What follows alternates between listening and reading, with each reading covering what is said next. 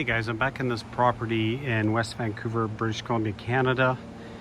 This is now mid-April 2024. I just wanted to give you guys an update about which plants made it, which didn't make it, which are struggling after a brutal cold snap we had during January. Polar vortex went down to minus 12 in some areas. Some areas got even more. Parts of Vancouver got minus 15. Here in West Vancouver, we got probably about minus 12, minus 13. So anyways, wanted to start with this sable here. This is probably a sable minor. It's alive, looks a little rough. The middle spear is a little yellow, but there's no spear pull or anything.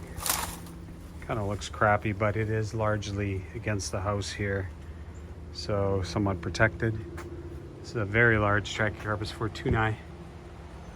Goes all the way up to the roof line, probably about 35 feet or so. Looks just fine. These are Yucca gloriosa. So the biggest problem with these is they get the spots, fungal spots. As you can see right here, that's just from moisture and cold. That's pretty common during the winters to get that.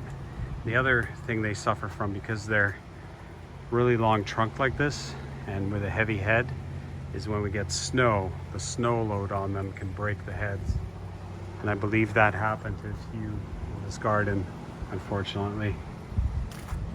This is a Tasmanian tree fern, Dicksonia antarctica. The owner does protect these every winter and wraps them. So these make it each winter without any issues. And as you can see, the beautiful fronds coming up already on them. That's my favorite here, Yucca gloriosa. This is a beautiful big one, probably about 12 feet high. And as you can see, just fine. Absolutely no issues from the winter. Below it is a sable minor. Also no issues. Nice green spear coming up. These are probably proving to be the most cold hardy, wet cold hardy palm there is. Even better than fortunei in my opinion. Over here, kind of tucked by the house, is another big Yucca rostrata. Look at that beauty. Also no issues. Another one down here. Another one up there, and you can't even see the head because it's so high. I'll show it to you guys on the other side here.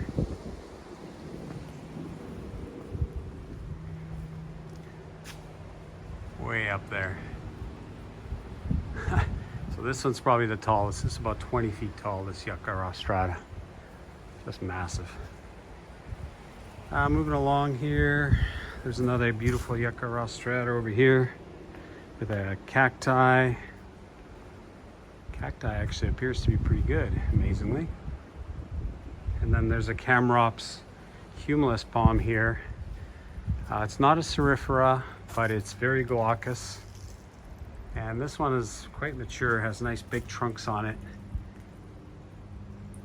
And if I look at the spears, they're beat up, but they appear to be okay. Still a lot of green in them. So it looks like this baby makes another cold winter. So this is not your average Camrops humulus, because most of the Camrops humulus dropped after minus 10 here in this climate. Another beautiful Dicksonia antarctica here. Also been wrapped up. This is a waggy palm, Trachycarpus fortunei wagnerianus, or some people will just call it Trachycarpus wagnerianus. You can see the more compact frond structure on them. It's a nice big one. And I find these are a little less cold hardy, especially when young. But this one, as you can see, because it's nice and mature, has absolutely no issues.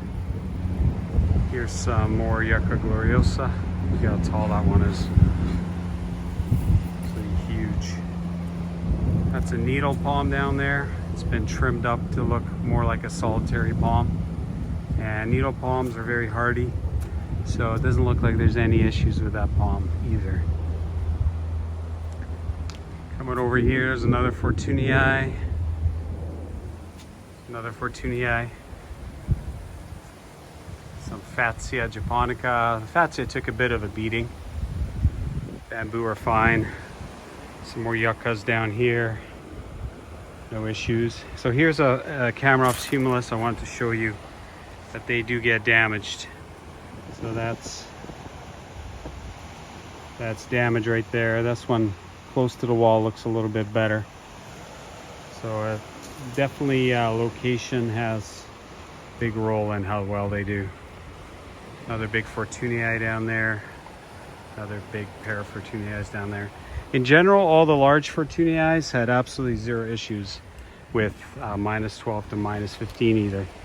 But if there were smaller Fortunii, it did suffer in some cases, die. So size does matter, and also location. So here we have a proximity to the ocean, and because of that, it's a lot warmer. So here's another, this looks like another Camerops, or is this a needle palm? No, this is a Camerops. And as you can see, it's okay. But again, it's quite close to this wall, quite protected. And here's another Camerops. This one, as you can see, the fronds are all yellow. But the actual inside, where the spears are, it doesn't look too bad. Still has some green to it. Let's just work our way down here. So there's an example of snow load snapping the Yucca trunk. It's just laying on its side. Pair of Fortunii, no issues there. There's a beautiful Yucca rostrata, no issues. And here I'm sad to see that he didn't wrap his cordyline indivisa, because this thing was beautiful every year. He wrapped it, and this year, as you can see, he didn't wrap it. And I'm sorry to say, it doesn't look good. It's probably dead and might come back from the roots, but it's not going to come back from that head right there. So maybe he ran out of time or completely forgot about it. Too bad. And here there's a Eucalyptus gunnii here, which is just overlapping the beach, and that one appears to be damaged but still alive. And that's the case for many Yucca, or sorry, Eucalyptus gunnii around the city. They're hardy, but when it starts getting down towards -12, 15, they start getting damaged. Yeah, so that's pretty much a quick update. There are a few more plants around this garden, but I just don't have a whole lot of time today to show them to you. So maybe in another video I'll go into more detail. So yeah, another brutal winter despite the El Nino. We got dealt 2 polar vortexes. Apparently the El Nino does break down the polar jet streams even more, so you're actually more susceptible to have polar vortexes in an El Nino year, which kind of sucks. Kind of defeats the purpose, because it's supposed to be a mild winter. Coming to you from West Vancouver, British Columbia, Canada. Hope you guys are having a great day. Thanks for watching.